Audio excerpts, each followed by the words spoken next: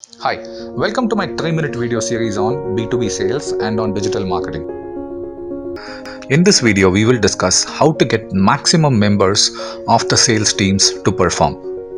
The first point is have a consistent sales review mechanism. This is because you will have people with multiple skill sets at multiple levels.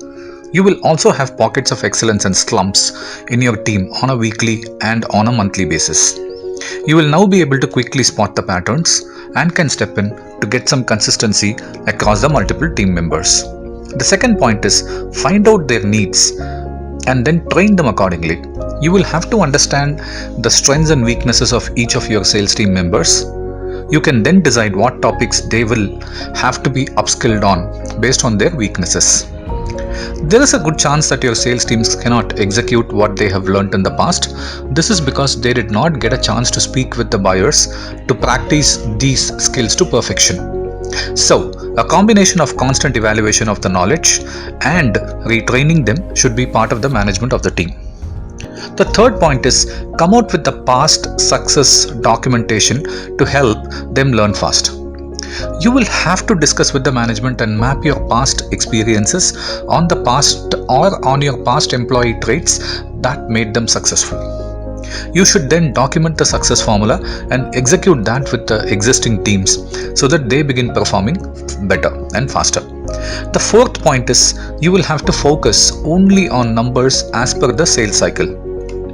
The discussions with your sales team should be limited to the numbers that have been assigned to them in the beginning of the year.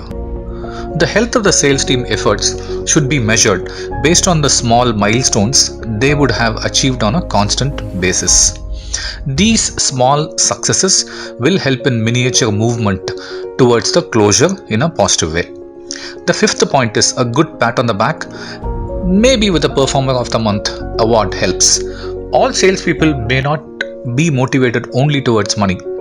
A small pat on the back announcing the best monthly performer, making it official, will be a massive booster. Sometimes even a small mail of appreciation and a get together of a few people with an applause will do magic.